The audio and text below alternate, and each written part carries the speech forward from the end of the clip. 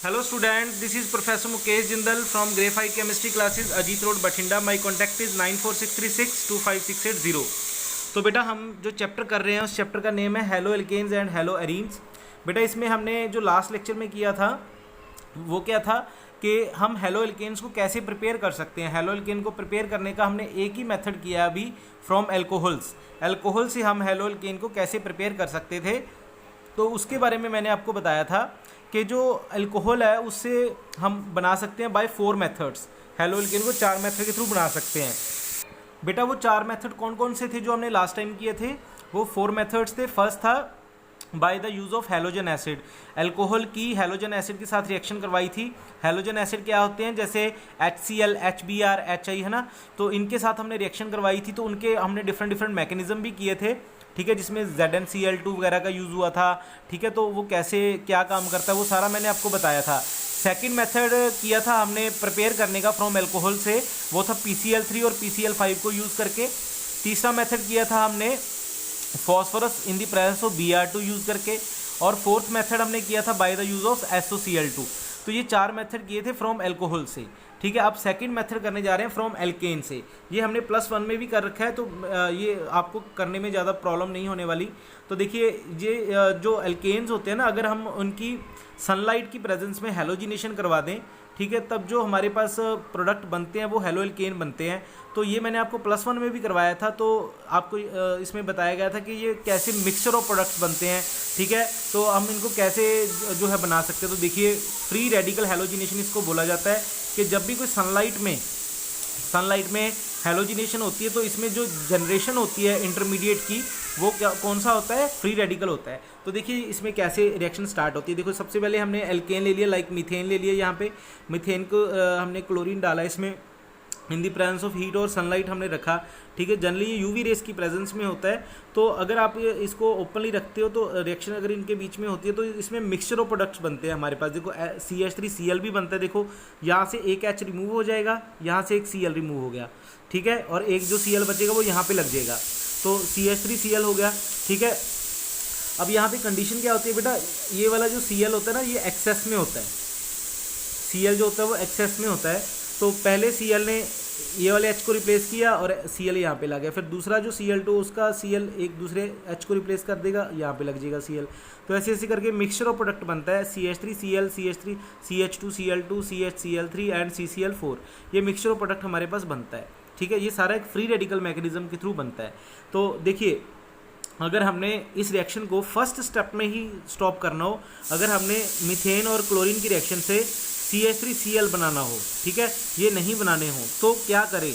तो बेटा मैंने आपको उसमें बताया था कि जो CH4 होता है, मीथेन जो होता है, उसको आप एक्सेस में ले लो। उसको आप किस में ले लो? एक्सेस में ले लो। और क्लोरीन को लिमिटेड ले लो, क्लोरीन को कम ले लो।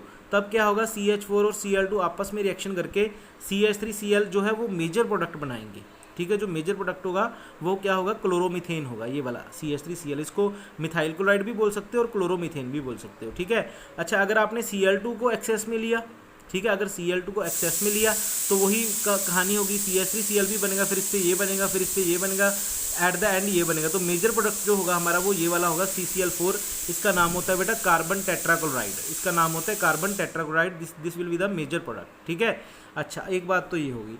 अब आगे बात रिएक्टिविटी ऑफ हेलोजन्स के, कौन सा हेलोजन होता है बेटा जो एल्केन के साथ फास्ट रिएक्शन करता है? तो फ्लोरीन जो होता है वो सबसे फास्ट रिएक्शन करता है, उसके बाद क्लोरीन, उसके बाद ब्रोमीन और उसके बाद आयोडीन जो होता है वो सबसे फास्ट रिएक्शन करता है।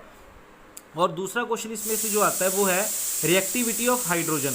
ये इसका मतलब क्या है कि जो हम एल्केन ले रहे हैं बेटा, एल्केन का कौन सा हाइड्रोजन जो होता है वो सबसे ज़्यादा रिएक्टिव होता है। अब देखो आपको सभी को पता है कि जो एल्केन होते हैं वो प्राइमरी भी हो सकते हैं, सेकेंडरी एल्केन भी हो सकते हैं और टर्शियरी एल्केन भी हो सकते हैं, ठीक है। अगर हमारा जो कार्बन है वो प्राइमरी कार्बन है तो प्राइमरी कार्बन के ऊपर जो हाइड्रोजन लगा होगा वो प्राइमरी हाइड्रोजन होगा, ठीक है। सेकेंडरी कार्बन के ऊपर जो हाइड्रोजन लगा होगा वो सेकेंडरी हाइड्रोजन होगा और टर्शरी के ऊपर जो लगा होगा वो टर्शरी हाइड्रोजन होगा। तो जो टर्शरी हाइड्रोजन होता है ना बेटा वो जल्दी से जल्दी रिप्लेस होता है, उसके बाद सेकेंडरी रिप्लेस होता है, उसके बाद प्राइमरी रिप्लेस होता है। इसका मतलब क्या है मैं आपको बताता हूँ। जैसे आप यहाँ पे देखो, ये वाले हाइड्रोजन को रिप्लेस करके क्लोरीन लगा था, ठीक है। अब ये वाला जो हाइड्रोजन था वो कौन सा था? वो प्राइमरी था, क्योंकि वो अकेले कार्बन के साथ लगा हुआ है। ये वाला कार्बन आगे किसी कार्बन के साथ नहीं लगा हुआ, तो this one is primary. Hydrogen. इसी तरह से सेकेंडरी और टर्शरी होते हैं। तो टर्शरी जो होता है वो सबसे ज़्यादा अनस्टेबल होता है और वो सबसे फास्ट रिएक्ट करता है, ठीक है। तो ये इसका ट्रेंड होता है। उसके बाद आ गया बेटा इसका मैकेनिज्म। ये कौन सा मैकेनिज्म फॉलो करता है? फ्री रेडिकल मैकेनिज्म, जो हमने +1 में किया था। इसमें हमने किया था कि chain initiation step, chain propagation step and chain termination step, ये हमने किए थे। तो ये कैसे होता है देखो, तो इसका मैकेनिज्म आपको बता रहा हूँ। ये वाली जो ऊपर रिएक्शन हुई है, ये इनका मैकेनिज्म क्या होता है देखो। हम क्या करते हैं, सबसे पहले मीथेन और क्लोरीन को लेते हैं, ठीक है। और यहाँ पे क्या किस चीज़ की फॉर्मेशन होती है? CH3Cl और HCl की। ये कॉमन रिएक्शन है। ये कैसे होती है अभी मैं आपको बताता हूँ। देखो ये जो दोनों क्लोरीन है बेटा, इनके पास अपना अपना एक इलेक्ट्रॉन होता है। देखो यहाँ पे इनके पास अपना अपना एक इलेक्ट्रॉन था। अब जब इनके ऊपर सनलाइट पड़ी तो इस क्लोरीन ने अपना जो इलेक्ट्रॉन है वो अपनी तरफ खींच लिया, और ये वाला क्लोरीन इसने भी अपना इलेक्ट्रॉन अपनी तरफ खींच लिया, ठीक है। और यहाँ पे आप एरो जो देख रहे हो उसको ध्यान से देखो, ये सिंगल एरो है। वैसे जनरली जो एरो हम दिखाते होते हैं ना वो ऐसे दिखाते हैं, बट यहाँ पे एरो हाफ एरो, ठीक है। ये वाला हाफ एरो है। तो इसका मतलब ये है कि जब इसके ऊपर सनलाइट पड़ी तो इस क्लोरीन ने अपना इलेक्ट्रॉन वापस ले लिया, ठीक है। इसको बोलते हैं बेटा होमोलिटिक क्लीवेज, इसको बोलते हैं होमोलिटिक क्लीवेज, ठीक है। होमोलिटिक क्लीवेज के थ्रू क्लोरीन ने अपना इलेक्ट्रॉन वापस ले लिया और इस क्लोरीन ने अपना इलेक्ट्रॉन वापस ले लिया, और क्या बन गए? Cl के ऊपर ये ऐसे एक इलेक्ट्रॉन शो कर देना है। तो इसी तरह से दोनों के ऊपर एक एक इलेक्ट्रॉन आ जाएगा। इसको बोलेंगे फॉर्मेशन ऑफ फ्री रेडिकल। तो अभी ये जो हमारे पास बन गया बेटा, ये बन गया हमारे पास क्लोरीन फ्री रेडिकल। इसको हम बोलेंगे क्लोरीन फ्री रेडिकल। बेटा जैसे आप लोगों ने पढ़ रखा है कि जिस तरह से अपने कार्बोकटायन होता है, कार्बो अनायन होता है, ठीक है, इसी तरह से एक फ्री रेडिकल भी होता है जो कि इंटरमीडिएट होता है। समझ गए आप मेरी बात? तो इसमें जो है फ्री रेडिकल की फॉर्मेशन होती है इन रिएक्शंस में, जो भी सनलाइट की प्रेजेंस में होती है जनरली, ठीक है। तो अब जो यहाँ से जो फ्री रेडिकल बना Cl फ्री रेडिकल, उसने क्या किया, वो CH4 के कांटेक्ट में आया। CH4 क्या होता है? मीथेन, ठीक है। अब इसने क्या किया, यहाँ पे देखो मैंने यहाँ पे दिखा नहीं रखा प्रॉपरली, तो यहाँ पे इसने क्या किया, जैसे ये हमारे पास था मीथेन, तो इसका भी ये वाला कार्बन है, इसने अपना इलेक्ट्रॉन अपनी तरफ खींच लिया और इस कार्बन ने अपना, हाइड्रोजन ने अपना इलेक्ट्रॉन अपनी तरफ खींच लिया, ठीक है। तो जब यहाँ से तो क्या जनरेट हो गया? H फ्री रेडिकल जनरेट हो गया ना, बाहर निकल गया H free radical. H free radical का मतलब होता है हाइड्रोजन फ्री रेडिकल। और जो ये वाला कार्बन है इसके ऊपर भी फ्री रेडिकल बन गया। अब देखो एक इलेक्ट्रॉन आ गया, तो इसके ऊपर क्या किया, ये वाले क्लोरीन ने अटैक कर दिया। एक इलेक्ट्रॉन तो क्लोरीन के ऊपर था और एक इसके ऊपर था। अब ये दोनों इलेक्ट्रॉन ने मिलकर एक बॉन्ड बना लिया। देखो मैं दिखाता हूँ, यहाँ से देखो आप CH4 से एक हाइड्रोजन निकला फ्री रेडिकल की फॉर्म में, यहाँ पे CH3 फ्री रेडिकल बन गया। इसको बोलते हैं मिथाइल फ्री रेडिकल। समझ गए बात आप? इसको बोलते हैं मिथाइल फ्री रेडिकल, ठीक है। सॉरी, अब यहाँ पे देखो क्या हुआ, जो यहाँ से फ्री रेडिकल जनरेट हुआ H free radical, hydrogen free radical, उसके ऊपर Cl ने फ्री रेडिकल ने अटैक किया, तो यहाँ पे क्या बन गया? HCl की फॉर्मेशन हो गई, ठीक है। यहाँ पे किस चीज़ की फॉर्मेशन होगी? HCl की। अभी यहाँ पे सीधा अटैक नहीं करवाना, वो अटैक जो होगा वो अगले वाले जो यहाँ से 2 प्रोड्यूस हुए थे ना, 2 वाले प्रोड्यूस हुए थे, दूसरे फ्री रेडिकल का अटैक होगा CH3 के ऊपर, तो HCl बन गया और यहाँ पे मिथाइल फ्री रेडिकल जनरेट हो गया। ये वाला जो मिथाइल फ्री रेडिकल है बेटा, इसके ऊपर जो यहाँ से 2 ब्रेक हुए थे Cl, ठीक है, जहाँ से जो जनरेट होता वो उस फ्री रेडिकल ने, क्लोरीन वाले ने यहाँ पे अटैक कर दिया और क्या बन गया? CH3Cl बन गया, ठीक है। और एक क्लोरीन जो है मतलब फ्री रेडिकल फॉर्म में अलग से पड़ा है। तो इस तरह से हमारे पास जो है फॉर्मेशन ऑफ क्लोरोमीथेन हो गई। यहाँ से जो फ्री रेडिकल जनरेट हुआ, यहाँ से जो पहले फ्री रेडिकल जनरेट हुआ था, ये एक मैं आपको यहाँ पे चीज़ बता देता हूँ। कई बच्चे यहाँ पे कंफ्यूज हो जाते हैं कि सर एक यहाँ से भी आपने दिखा रखा है फ्री रेडिकल जनरेट हुआ, यहाँ से भी दिखा रखा है। बेटा फ्री रेडिकल जो होते हैं ना वो जनरेट होते ही रहते हैं, ऊपर से भी जनरेट होते हैं और यहाँ पे भी जनरेट होते हैं। तो इसमें कंफ्यूज नहीं होना कि जो इसके ऊपर अटैक हुआ, ठीक है, वो इसका हुआ या इसने न्यू जनरेट किया इसका हुआ, वो इसका भी हो सकता है और इसका भी हो सकता है अटैक, ठीक है। तो यहाँ से जो फ्री रेडिकल जनरेट हुआ इसने यहाँ पे अटैक किया और एक क्लोरीन फ्री रेडिकल यहाँ से जनरेट हो गया। अब इस तरह से बहुत सारे जो Cl फ्री रेडिकल है वो जनरेट होंगे, ठीक है, कोई एक तो होगा नहीं, बहुत सारे होंगे, कुछ यहाँ से आएंगे, कुछ यहाँ से आएंगे। तो अब यहाँ तक क्या हो गया बेटा, ये हो गया चेन प्रोपेगेशन स्टेप, ठीक है। ये था चेन इनिशिएशन स्टेप, ये था चेन प्रोपेगेशन स्टेप। अब आता है chain terminating step. Chain terminating यहाँ से स्टार्ट होता है।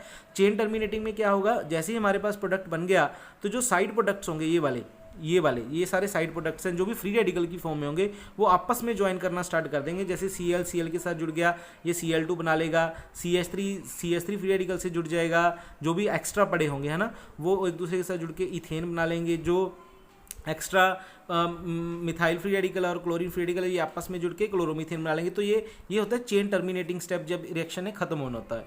तो ये वाला मैकेनिज्म जो है हमने +1 में भी किया था, अभी भी आप कर लो, ठीक है, अच्छी तरह से। तो ईजी है और पेपर में आ सकता है, ठीक है।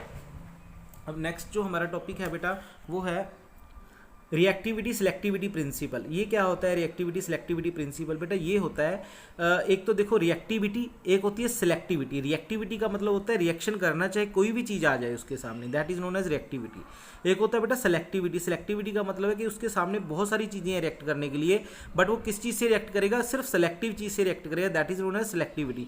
तो ये रिएक्टिविटी सेलेक्टिविटी प्रिंसिपल होता है जो कि जनरली हम डिफ्रेंशिएट करते हैं between chlorine and bromine. Bromine और क्लोरीन को डिफ्रेंशिएट करने के लिए ये प्रिंसिपल यूज़ होता है। ये कैसे यूज़ होता है देखो, मैं अगर आपको बात करूं बेटा क्लोरीन और ब्रोमीन की, जो क्लोरीन होता है ना वो जनरली रिएक्टिविटी प्रिंसिपल को ज़्यादा फॉलो करता है, और जो ब्रोमीन जो होता है बेटा वो सेलेक्टिविटी प्रिंसिपल को ज़्यादा फॉलो करता है। मतलब कहने का ये हो गया कि क्लोरीन है, क्लोरीन के सामने कोई भी कोई भी कंपाउंड आ जाए, ये हर एक कंपाउंड के साथ रिएक्शन करने में बिलीव करता है, ठीक है। और जो ब्रोमीन होता है वो सिर्फ सेलेक्टिव कंपाउंड के साथ ही रिएक्ट करता है। तो इसको रिएक्टिविटी सिलेक्टिविटी प्रिंसिपल बोलते हैं। जैसे यहाँ पे देखो आप, chlorine is highly reactive and it reacts with any of hydrogen. ये किसी भी हाइड्रोजन के साथ रिएक्ट कर सकता है, either it is primary, either it is secondary और टर्शरी, ठीक है। Either it is primary hydrogen, secondary और tertiary. Chlorine is not selective in reactivity. ये सेलेक्टिव नहीं होता, मतलब कहने का ये कि इसके सामने एक प्राइमरी एल्केन पड़ा है, एक सेकेंडरी पड़ा है, तो ये प्राइमरी सेकेंडरी इसको सेलेक्ट नहीं करता है कि जो भी इसको पहले मिल गया उसके साथ रिएक्ट कर लेगा। It will attack on that hydrogen first which is in contact with it. ये उसी हाइड्रोजन के साथ रिएक्ट कर लेगा जो भी इसके टच में आएगा पहले, ठीक है। Cl2 mostly see number in reactivity but not selectivity. जो क्लोरीन होता है बेटा वो सिर्फ नंबर देखता है, मतलब रिएक्शन देखता है कि मेरे पास कितने रिएक्शन करने वाले आ रहे हैं, ये सेलेक्टिविटी नहीं देखता। जैसे यहाँ पे आपको 2 रिएक्शन दिखा रखी हैं, देखो दिस इज प्रोपेन, देखो 1 कार्बन 2 कार्बन और 3 कार्बन, 3 कार्बन का लगता है प्रोपेन, ठीक है। जब इसकी क्लोरीन के साथ रिएक्शन करवाएगी लाइट की प्रेजेंस में, तो आपने देखा ये वाला जो क्लोरीन है एक तो यहाँ पे लग गया, यहाँ पे लग सकता है, और एक वाला जो क्लोरीन है वो यहाँ इस कार्बन के साथ भी लग सकता है, देखो, ठीक है। तो ये वाला जो प्रोडक्ट बना हमारे पास, जब ये प्राइमरी कार्बन के साथ अटैक हुआ इसका, तो ये 45% है, और सेकेंडरी के साथ कितना किया 55% है। तो ऑलमोस्ट सेम है, ठीक है। इसी तरह से ये दूसरी वाली रिएक्शन है। दूसरी वाली रिएक्शन में देखो आप ध्यान से देखना इस चीज़ में, ये वाला है हमारे पास सेकेंडरी एल्केन, मतलब 2 मिथाइल प्रोपेन है इसका नाम, ठीक है। 2 मिथाइल प्रोपेन इसका नाम है।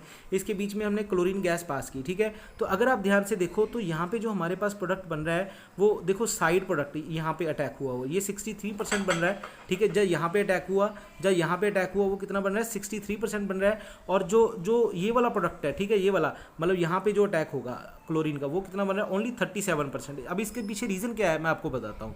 मैंने जैसे कि आपको बोला था कि जो क्लोरीन होता है बेटा वो क्या होता है रिएक्टिविटी प्रिंसिपल को फॉलो करता है। ये किस चीज़ को मानता है कि इसके टच में कितने हाइड्रोजन आ रहे हैं। तो अगर आप ध्यान से देखो यहाँ पे प्राइमरी हाइड्रोजन्स कितने होंगे, देखो ये प्राइमरी कार्बन है, ठीक है। प्राइमरी कार्बन के साथ यहाँ पे इसको CH3 लिखेंगे यहाँ पे, तो यहाँ पे 3 प्राइमरी हाइड्रोजन है, ये भी प्राइमरी हाइड्रोजन है, इसके पास भी 3 हाइड्रोजन है, ये भी प्राइमरी हाइड्रोजन है, इसके पास भी 3 हाइड्रोजन है। तो मतलब ये कितने 9 हाइड्रोजन के साथ टच में आ रहा है जब ये प्राइमरी के साथ अटैच्ड होता है, ठीक है। तो इसलिए ये ज़्यादा से ज़्यादा प्राइमरी प्रोडक्ट बनाता है कि जितने हाइड्रोजन इसके टच में आएंगे उतना ज़्यादा प्रोडक्ट बनेगा। और ये वाला जो कार्बन है, ये वाला ये टर्शरी कार्बन है बेटा, क्योंकि ये तीन कार्बन के साथ अटैच्ड है, तो दिस इज टर्शरी कार्बन। तो यहाँ पे सिर्फ एक ही हाइड्रोजन लगा है, तो इसलिए ये सिर्फ 37% जो है रिएक्शन देता है इसके साथ, क्योंकि ये सिलेक्टिव इन नेचर हो गया ना, ये सिलेक्टिव रिएक्शन हो जाएगी और ये क्या होगी रिएक्टिव रिएक्शन हो जाएगी। तो ये रिएक्टिव रिएक्शन को ज़्यादा फॉलो करता है, इसके मेरे कहने का मतलब ये है, ठीक है। अब अगर आ जाओ आप ब्रोमीन की तरफ, ठीक है। तो अगर यही रिएक्शन यही जो इसकी करवाई थी इसी की रिएक्शन मैं ब्रोमीन के साथ करवा दूं, तो अगर आप ध्यान से देखोगे तो क्या प्रोडक्ट बनेगा। देखो जो ब्रोमीन का ये वाला प्रोडक्ट, जैसे ये क्लोरीन का था ये ब्रोमीन का हो गया, ठीक है। तो ये तो 37% बना था, और ये कितना बनेगा ब्रोमीन का ग्रेटर देन 99%। तो इट मीन्स दैट कि जो बेटा ब्रोमीन होता है वो इतना सेलेक्टिव होता है कि उसको रिएक्शन करने के लिए टर्शरी हाइड्रोजन ही चाहिए होता है, और टर्शरी पे ही अटैक करता है, देखो, ठीक है। और प्राइमरी पे बिल्कुल ट्रेसिस में बहुत ही माइनर क्वांटिटी में हमें ये ये वाला प्रोडक्ट देता है, ठीक है, प्राइमरी वाला। देखो Br2 is highly selective in nature, it does not see number but it find on selective tertiary hydrogen for replacement. समझ आ गई। और जब इनका रिएक्टिविटी ऑर्डर देखा गया बेटा, प्राइमरी कार्बन के साथ रिएक्शन करने का या प्राइमरी हाइड्रोजन के साथ रिएक्शन करने का, सेकेंडरी हाइड्रोजन के साथ और टर्शरी के साथ, तो क्या देखा गया? देखो क्लोरीन जो होता है बेटा, प्राइमरी के साथ अगर एक 1 टाइम रिएक्शन करता है और सेकेंडरी के साथ 3.8 टाइम्स रिएक्शन करता है और टर्शरी के साथ 5.5 टाइम, मतलब ऑलमोस्ट इनका लगभग सेम होता है। बट जो ब्रोमीन होता है बेटा, ब्रोमीन का जो रिएक्टिविटी ऑर्डर है, देखो प्राइमरी के साथ 1 है, अगर सेकेंडरी के साथ 82%, 82 टाइम्स ज़्यादा होता है, और टर्शरी के साथ तो 1600 टाइम जो ज़्यादा रिएक्शन करता है। तो ये इसका ट्रेंड होता है। तो बेटा आज के लिए इतना ही, बाकी मैं आपको नेक्स्ट लेक्चर में करवाऊंगा। Thank you very much.